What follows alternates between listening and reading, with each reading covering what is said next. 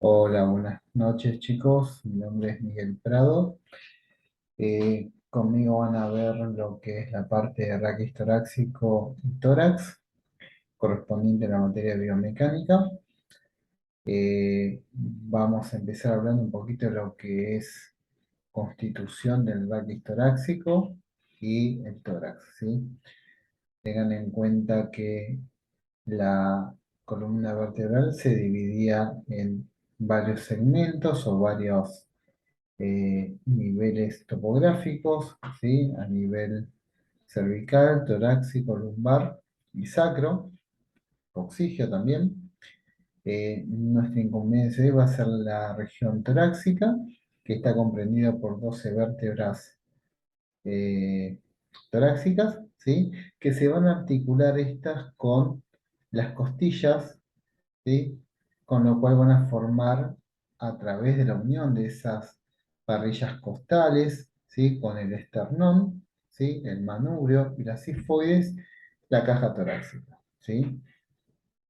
Bien. Bueno, vamos a hablar un poquito de lo que es una vértebra tipo, ¿sí? Eh, Tengan en cuenta que la vértebra torácica, ¿sí? Tiene una característica particular, ¿sí? Que posee carillas articulares para las costillas. ¿Mm? Cada vértebra torácica o cada cuerpo vertebral posee dos carillas articulares, ¿sí? Y una carilla articular a nivel de la apófisis transversa, ¿sí? Bien. Hay que tener en cuenta también que el cuerpo vertebral a nivel torácico es circular y el diámetro transversal, ¿sí? Como el anteroposterior, son similares, ¿sí? Y lo que es el vertical es más alto que a nivel lumbar, ¿sí?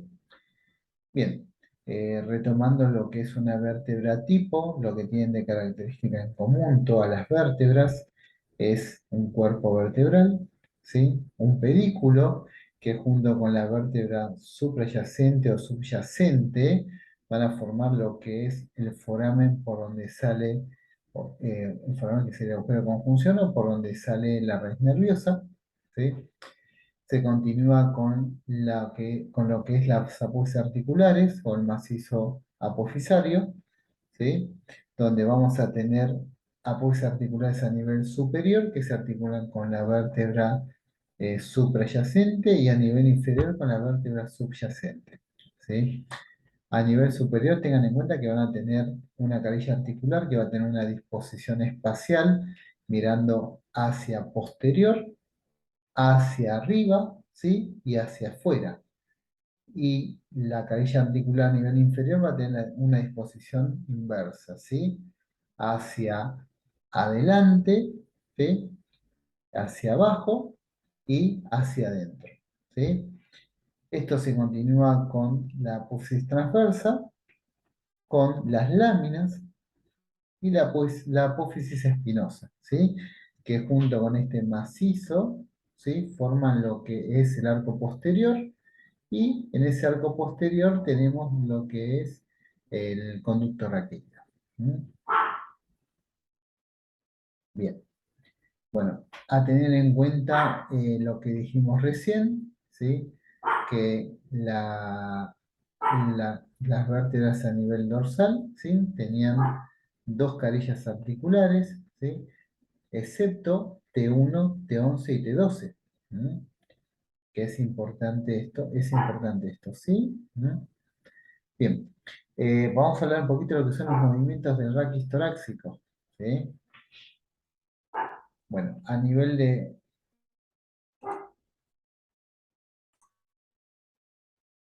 bueno, como decía, vamos a hablar un poquitito de lo que es los movimientos del raquis, ¿sí? Como ya vimos en la clase anterior, vimos que la columna en su totalidad, ¿sí? Cumplía varios tipos de movimientos, dentro de los que son la extensión, la flexión, la inclinación lateral y la rotación, ¿sí?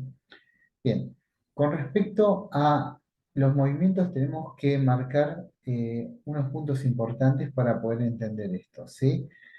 Cada movimiento tiene lo que nosotros decimos limitaciones, esas limitaciones pueden ser limitaciones duras o blandas, o topes duros o topes blandos, ¿sí? O topes óseos o topes ligamentosos. Entonces, si vamos a hablar de la extensión de la columna, vamos a tener un tope óseo que va a ser el contacto entre las carillas articulares, ¿sí? Y el contacto entre las apófisis espinosas. Acá fíjense que las flechas muestran cómo se acercan las apófisis espinosas y acá cómo se contactan más las apófisis articulares o cómo se imbrican más, ¿sí? Se cierran más. Bien.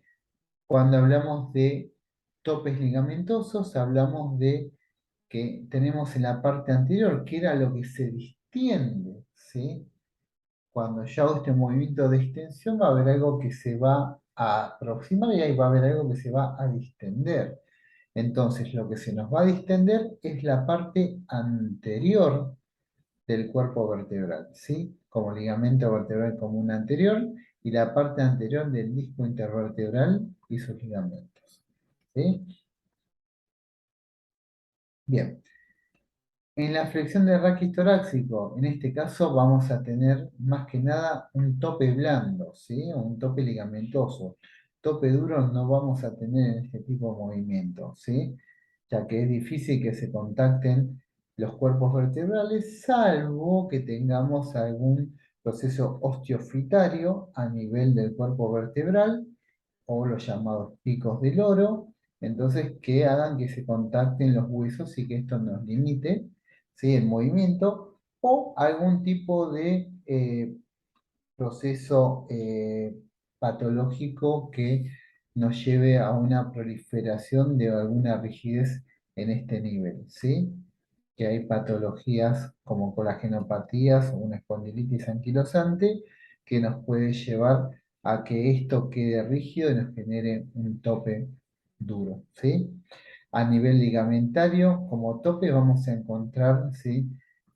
Distensión ligamentaria, del ligamento interespinoso, ¿sí? De la mitad posterior del ligamento del disco intervertebral, ¿sí? Los ligamentos amarillos, ligamento longitudinal vertebral común posterior, ligamentos pseudoapofisarios, intertransverso, etc. ¿Sí? Bien. Fíjense en cómo acá la espinosa se separa. Las apófisis articulares también se separan o se desimbrican, ¿sí? Se abren, ¿sí? Para tener en cuenta. En una inclinación lateral, lo que vamos a tener es una aproximación, ¿sí? De las apófisis articulares de un lado del cuerpo, del lado de la inclinación, ¿sí? Y del lado contrario va a haber una desimbricación o una separación de esa apófisis articular, ¿sí? Acá tenemos en la flechita azul, va a haber una imbricación, se va a cerrar esa articulación, va a ser esto, ¿sí? Se va a cerrar, y del lado rojo, que sería el lado convexo, se va a abrir, ¿sí? Bien, en este caso, si vamos a hablar de tope óseo, la apófisis articular, ¿sí? Del lado de la inclinación, y el tope ligamentoso, vamos a estar hablando de los ligamentos amarillos, supraespinosos, zigapofisarios, intertransverso, ¿sí? Y la mitad contraria o la mitad del lado convexo del disco intervertebral, ¿sí? Bien. En la rotación del raquis torácico, lo que vamos a tener en cuenta es un eje, ¿sí? Que va a pasar por el centro del cuerpo vertebral, ¿sí? Y este eje nos va a marcar cómo va a rotar la vértebra en sí. Cuando hablamos de rotación, tenemos que hablar de los elementos que se van a desplazar en este tipo de rotación, sea derecha, sea izquierda. ¿Sí? Entonces, este eje o este centro es el que me va a marcar, ¿sí? Por dónde va a rotar esa vértebra y para el lado que yo la desplace.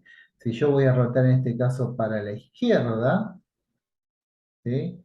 La apófisis transversa del lado derecho se va a anteriorizar o va a ir hacia adelante y la transversa del lado izquierdo va a ir hacia atrás por lo cual la espinosa va a ir hacia, ¿sí?, la derecha, va a rotar hacia la derecha. ¿Sí? ¿Mm? Perfecto. Y si voy a rotar hacia la derecha, la apófisis transversa del lado derecho va a ir hacia atrás, la del lado izquierdo, la transversa, va a ir hacia adelante y la espinosa va a ir hacia la izquierda. ¿Sí?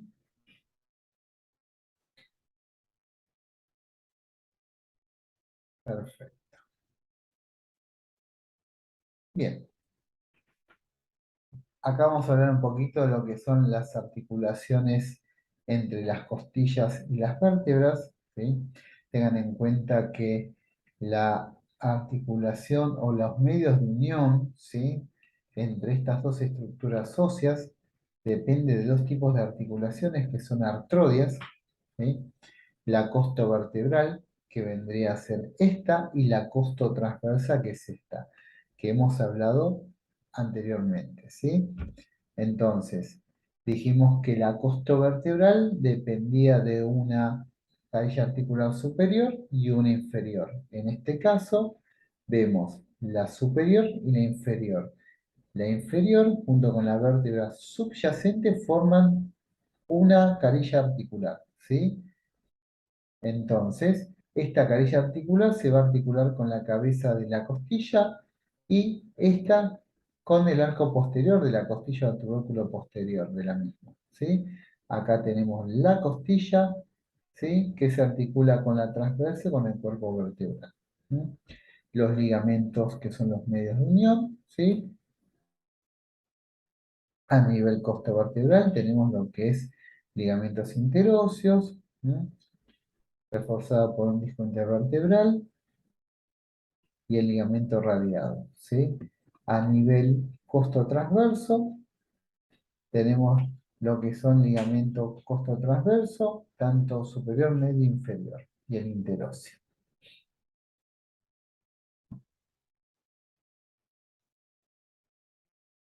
Bien, en esta imagen fíjense en que está la cabeza de la costilla con la articulación, a ver si lo puedo agrandar un poco más. Está acá articulada con los dos cuerpos vertebrales, el disco intervertebral, ¿sí?, la articulación costovertebral, que sería esta articulación, ¿sí? Esto vendría a ser el agujero de conjunción o el foramen por donde sale la raíz nerviosa.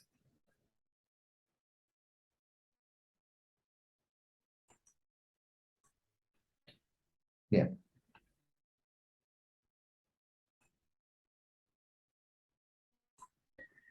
bueno, movimiento de las costillas en torno a las apófisis articulares. Bueno, dijimos que habían dos tipos de articulaciones, una que era costovertebral y otra costotransversa. ¿Qué sería la costovertebral y la costotransversa? Bien, para evaluar un poquito los movimientos a nivel de esta articulación o de estas dos articulaciones, vamos a trazar un eje o un vector entre ambas superficies articulares. ¿Sí?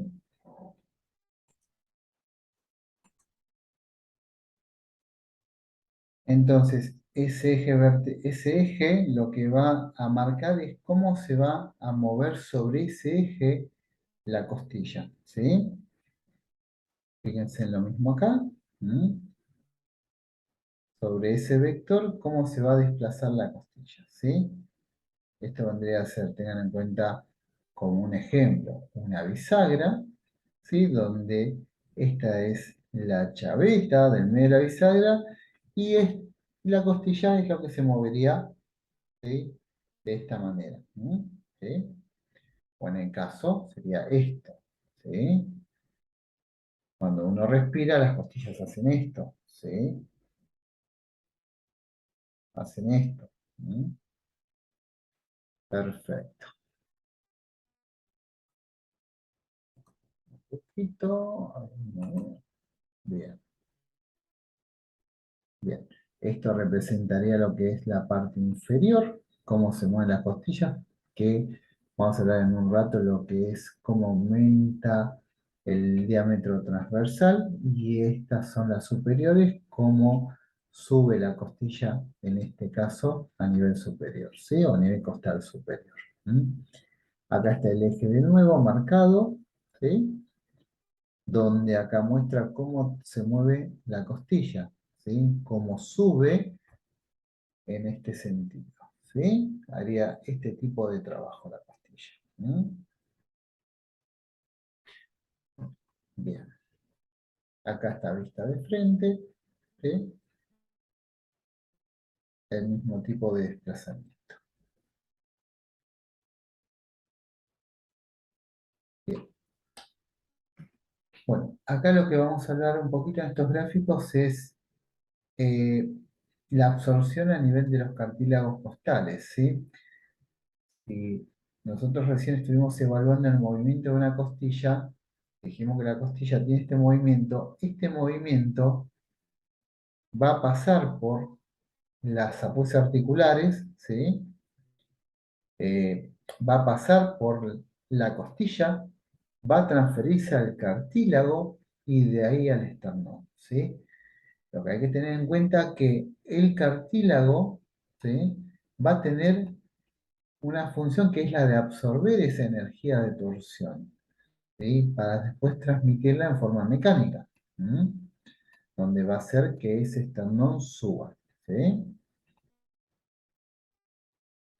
Este gráfico que tenemos acá me está mostrando cómo en un proceso o en un movimiento inspiratorio los ángulos, ¿sí? Eh, a nivel costal superior tienden a disminuir porque esto tiende a subir y a nivel costal inferior tienden a aumentar, ¿sí? Porque aumenta su diámetro transversal y el anteroposterior, ¿sí?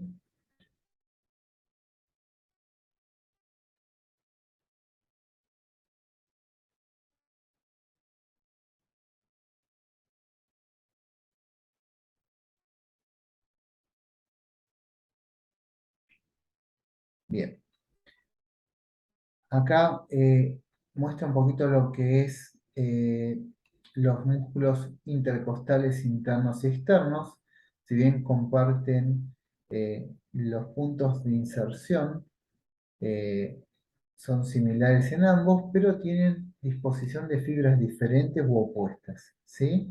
Los cuales generan que al contraerse, en este caso un oblicuo externo, genera el aumento, ¿sí? Del diámetro del interno, el cierre, ¿sí? O la rotación, o la apertura costal o el cierre costal.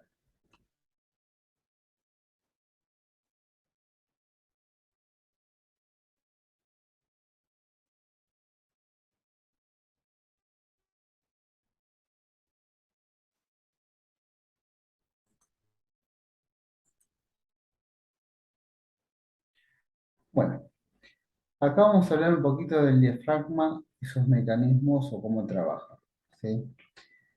Bien, recordando un poquito de la anatomía del diafragma y la anatomía involucra también dónde se inserta, ¿sí? Y cómo está formado.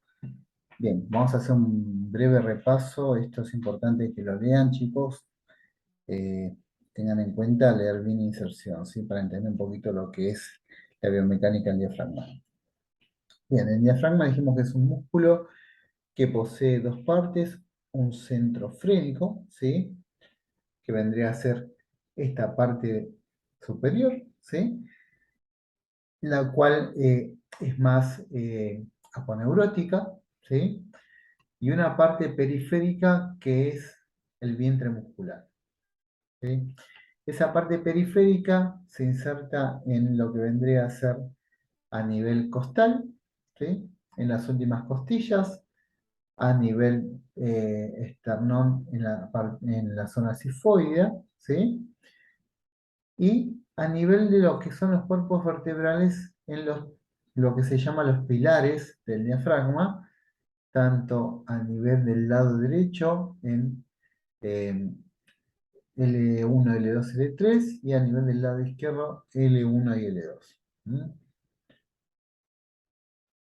Bien, recuerden que también ese centro frénico tiene tres orificios o hiatos, un hiato esofágico, ¿sí?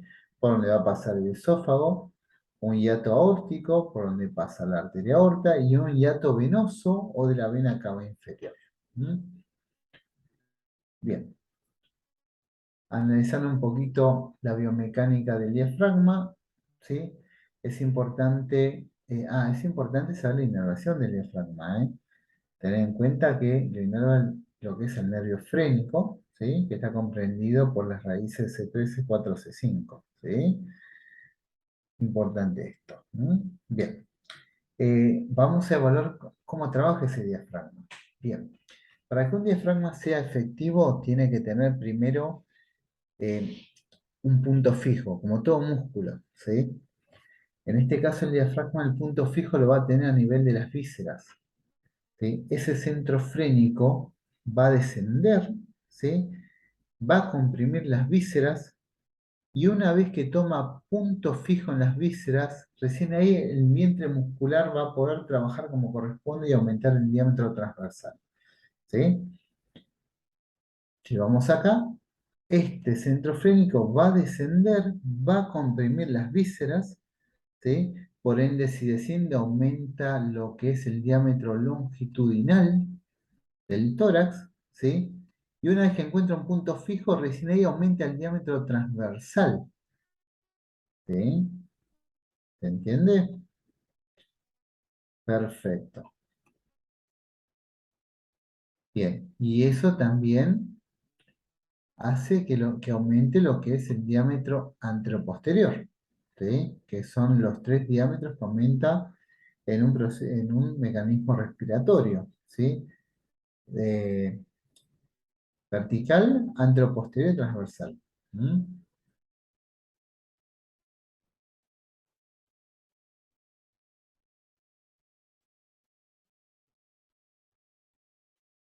Perfecto.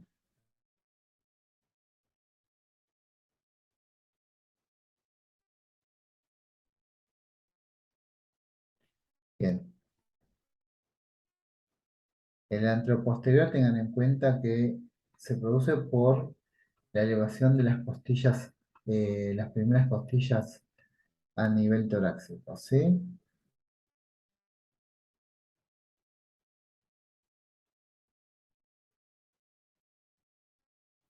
Bien, otra cosa importante que el diafragma, si bien es el principal músculo inspiratorio, no es el único, hay músculos accesorios que trabajan en la respiración que uno los puede evaluar acorde si se insertan en la parrilla costal o tienen relación con la parrilla costal o no, ¿sí?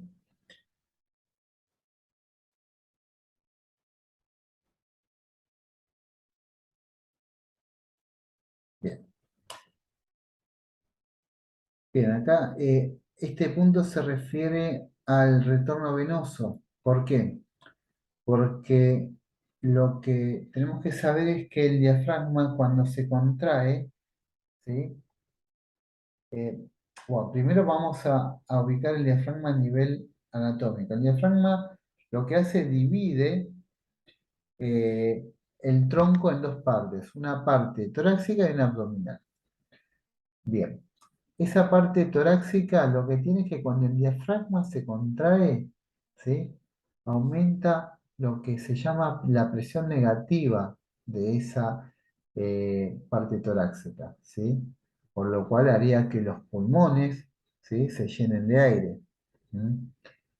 Y si el pulmón se llena de aire, también esa presión negativa favorece el retorno venoso. ¿Qué quiero decir? Favorece el retorno venoso de la periferia hacia el tórax, ¿sí? Cuando ese diafragma se contrae, más allá de aumentar la presión negativa a nivel torácico, aumenta la presión positiva a nivel abdominal, ¿sí? O a nivel visceral. ¿M? Con lo cual genera en esa zona abdominal una presión positiva que comprime todas las venas de ese lugar y hace que esa sangre suba a nivel torácico, ¿sí? Entonces, En ese proceso inspiratorio, ¿sí? Aumenta la presión negativa, aumenta la presión positiva a nivel abdominal, comprime y esto se llena de sangre, ¿sí? Bueno, la circulación a nivel periférica y a nivel venoso es así, ¿sí? Cuando si ustedes vieron fisiología, van a ver, o vieron, ¿sí? Que el retorno venoso es muscular, ¿sí? El retorno venoso no es porque la vena se contrae y al contraerse va mandando la sangre hacia el corazón. No, si no hay una buena bomba muscular, ¿sí? Ese retorno venoso no funciona, eh, no prolifera, ¿sí? Entonces necesitamos que un músculo trabaje como corresponde para que haya un buen retorno venoso. ¿Mm? Bien, acá nombramos un poquito los músculos que participan en la inspiración, como dijimos anteriormente, ¿sí? No solo el diafragma es un músculo inspiratorio, ¿sí? Sino aquellos que elevan las costillas, pongamos acá intercostales externos, elevador de costillas, esternocleidomastoideo, escaleno anterior, escaleno medio, escaleno posterior, pectoral mayor, pectoral menor, el serrato mayor, dorsal ancho, el ilio costal torácico, subclavio, ¿sí? Tengan en cuenta que hay que saber las inserciones de estos músculos, chicos, ¿sí? Si no, no podemos analizarlos a nivel biomecánico, ¿m? Es importante. Bien, músculos que descienden las costillas, o sea, que realizan la expiración intercostal interno, recto del abdomen, oblicuo externo, oblicuo interno, ¿sí? Músculo iliocostal torácico, el longísimo, serrato posterior inferior, cuadrado lumbar. Acá tenemos en este gráfico marcados los músculos que hemos nombrado recién, ¿sí? Es importante, como dijimos recién, ver un poquito las flechitas y cómo trabaja ese músculo y si realiza inspiración o expiración, si eleva costillas o desciende costillas, ¿sí?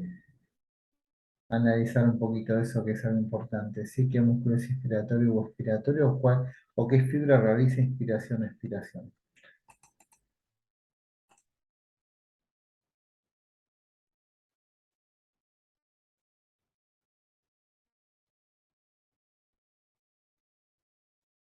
Bien, esta preguntita es importante, la postura de la columna lumbar para que funcione eh, correctamente en el proceso respiratorio. Es importante toda la columna, ¿sí?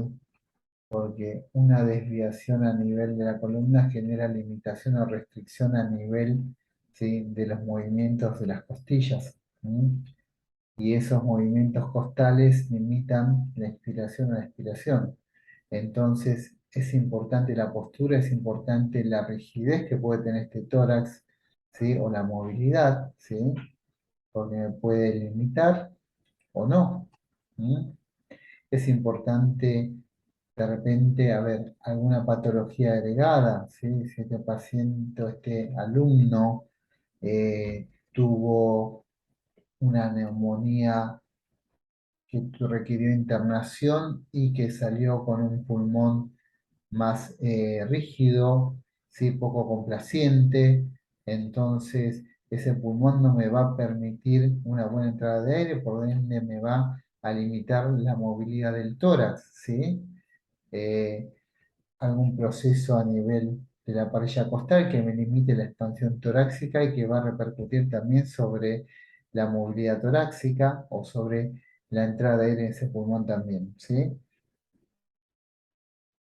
Bien, relación antagonista sinergia entre el diafragma y los músculos abdominales. Un poco lo que hablamos anteriormente, ¿sí? De presión positiva, presión negativa, ¿sí? Entonces dijimos que en un proceso inspiratorio el aire entra, ¿sí? El diafragma disminuye porque el aire entra. Entonces va a haber una tensión a nivel del mediastino, ¿sí? A nivel de lo que es el compartimento torácico, va a aumentar la presión negativa. ¿Por qué? Porque el diafragma está descendiendo. ¿M? donde una vez que el diafragma desciende y encuentra un punto fijo, se contraen las fibras o el vientre muscular, aumentando lo que es el diámetro transversal. ¿Sí? Bien, ahora, ¿qué pasa si este punto de fijación, ¿sí? No se encuentra acá, se encuentra acá abajo? ¿Sí?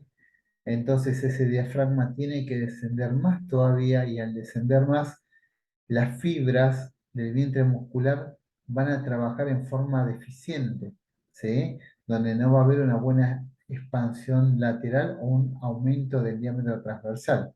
¿Mm? ¿Por qué puede ser que ese punto de fijación esté más descendido? Una persona que tenga un abdomen flácido, una persona que tenga un abdomen globoso, ¿sí? Un músculo abdominal débil, una persona obesa que tiene la pared abdominal vencida, entonces todas las vísceras tienden a estar, en vez de estar acá contenidas, están acá, ¿sí? Entonces el punto para buscar un anclaje se encuentra más descendido, ¿sí? Entonces cuesta llegar a aumentar esa presión intraabdominal. ¿Mm? Y con esto vamos a que es importante que los músculos abdominales estén bien tonificados para que haya una buena eficacia del diafragma, ¿sí? En su trabajo. Si el abdomen no se encuentra bien tonificado, tenemos un diafragma que puede estar trabajando en forma deficitaria, ¿sí? Este es un movimiento expiratorio. Este es un movimiento expiratorio. Entonces, en el movimiento expiratorio, ¿sí? El aire va a salir, el diafragma se va a relajar, por ende la presión intratorácica se va a convertir en positiva, ¿sí? Positiva cuando hay un esfuerzo expiratorio, ¿sí? En este momento no hay un esfuerzo expiratorio, entonces todavía no es positiva la expiración, ¿sí? Entonces el diafragma vuelve a su posición de inicio, la presión intraabdominal disminuye, ¿sí? Ahora, si hay una expiración forzada, ahí sí la presión intratorácica se va a convertir en positiva. Bien, este es el trabajo de los músculos abdominales, ¿sí? Cuando el diafragma asciende, ¿sí? Fíjense, en el rojo está la musculatura abdominal y en blanco el diafragma que se está o que está retrocediendo o que está ascendiendo, ¿sí?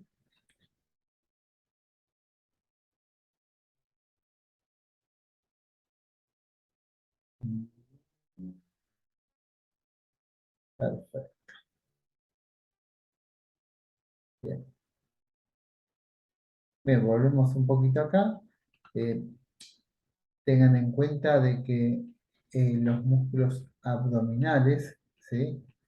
Es importante tenerlos fuertes y tonificarlos para que haya un buen trabajo del diafragma, de ese centro frénico que tiene que encontrar un punto de anclaje, ¿sí? Esto hay que tener en cuenta para cualquier tipo de actividad física. Hoy en día el trabajo de core, ¿sí? Es muy importante. Es casi primordial, pero tampoco es lo único a lo que uno tiene que marcar el punto bueno o el punto central de un entrenamiento, ¿sí? Si bien el core es importante porque del core depende todo el cuerpo que esté en armonía, ¿sí? Si yo tengo un core blando, un abdomen blando, flácido, sí, me va a traer alteraciones posturales, que eso, bueno, lo vamos a ir viendo más adelante. Pero es importante tener bien trabajado un abdomen, chicos.